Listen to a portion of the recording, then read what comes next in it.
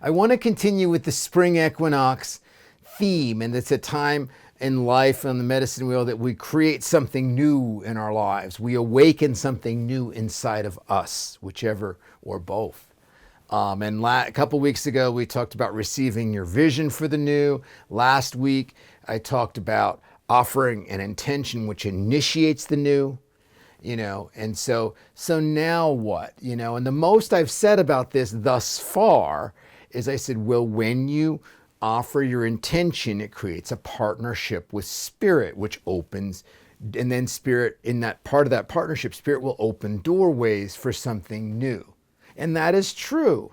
But how can we work a little more with that? And the way the answer I have for that is we can make room for the new thing. We can create space for something new in our lives. And then, so how do we do that?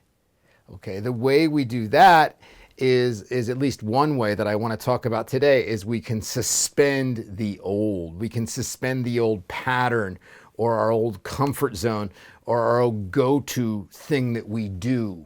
And you may have identified your old pattern, and that's great. So now, now we can do is we can notice it. When we're in an experience, we can go, okay, what would my old pattern go? Perhaps you're already like, let's go do this. Maybe that is your old pattern.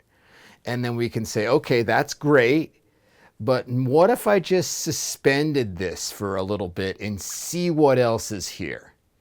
Okay, like I can always go back to it. I'm not saying you have to let go of your old pattern because that doesn't really always work anyway, right? I'm going to let it go. Rather, it just is like, let's get into an experience and notice the old pattern and say, you know what? That's great. I can always go back to that. But what else is here? What if I take that away from myself for just a minute and explore what else is here? So let me give you a couple of fun examples. So say you've got an old relationship pattern, okay? And say it is like, you go for a certain type of person. Maybe maybe you pick the guy that's like really sure of himself and kind of cocky, or maybe you pick kind of the really vulnerable person that's unsure, or whatever. And say you have this pattern and you've learned that it maybe doesn't work for you. Okay, you've got this pattern, and I'm just picking easy examples. So say then you go to a party and say there's a lot of different people at this party. Okay, or you could go online. You go to an online dating site. That's fine too. And there's a lot of people there. Okay, and then immediately your mind will find the person you're comfortable. Oh, there he is, or there she is. There she is. You see her a mile away. It's like, that's who I'm drawn to. That's my old pattern right there. I can see it, the way she looks, the way she carries herself, the way that's my old pattern. I mean, I'm being a little simplistic here, but just go with me for a minute here. And so then what if we just said, okay, I know that's my old pattern. I can always go back to him or her later, but before I go in and go to meet that person, let's see who else is here. And let's notice people that I wouldn't necessarily have noticed before, and see who else is here and go talk to them, and then I can always go back to my old pattern. I'll be able to find them, no problem, but let's try something different. And then let's interact with them in a different way. Even that's a different example. Maybe it's not a different type of person. Maybe it's the same. Maybe you were fine at picking people, but the way you were interacting with them. So it's like my normal way is I'd tell a silly story and make them laugh or whatever. It's like, well, I'm going to try something different. I'm not going to lead with my old way. I'm going to try something different. And I'm going to take that away from my repertoire, and I'm going to see what else is there. Okay. And you don't need to do this every time. It can be like a little experiment you do. I'm trying to think of another example that's away from the relationship. So say you're trying to trust your intuition, and you're used to like figuring things out intellectually, and you're really good at it. Say you're smart and you're really good at it, and you've been trained to like find the answer, right? You study and you get an A on the test, and you find the answer, and you go and you research it, and you find the answer, and Well, you want to try to develop your intuition. So what you can do is you can suspend that old way. You can, like, you see a problem, you might immediately know that's the answer. And then we go with that. It's like, well, hold on here. I know that that's the answer that my intellect came up with. And that's great. We can always fall back on that. But what else is here? What are some other possibilities? What if I don't know the answer?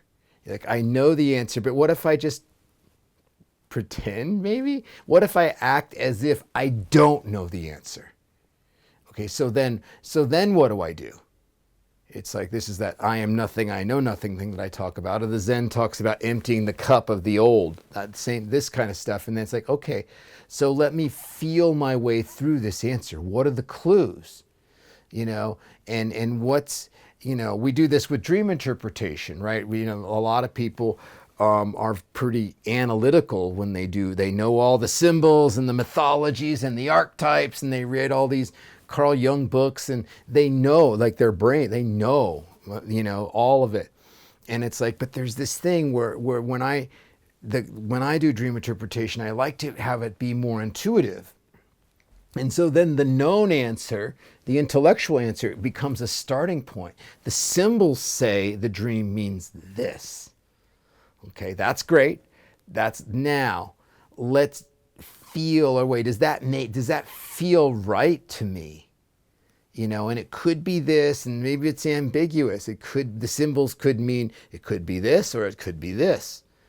So then let's explore, what are the clues that it's this, and what are the clues that it's this, and let's wrestle around with it a little bit, like, and don't just go to the known answer right away. Let's muck around in the unknown, in the I don't know, the exploration a little bit, and then see what comes to me. And then see, that just gives now there's an opportunity. So if Spirit does open a door, or our intuition does fire something to us, we've got a chance of hearing it. Maybe Spirit's offering doors to us all the time, or the universe is offering doors to us all the time, but we just don't hear them because we're in the middle of, our known way of being.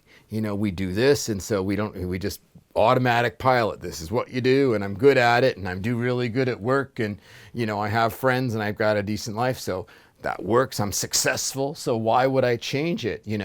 It's like, but maybe if we just suspend that, not every time, but just when you're feeling feisty, today I'm going to try something different. I'm going to suspend it, and I'm just going to see what else is there, and I'm going to try a different approach. And that, that's a little scary, because we're going into the unknown, and in just, all full transparency, you're going to be going into the unknown, which is scary. Most all of our fear is based on the unknown.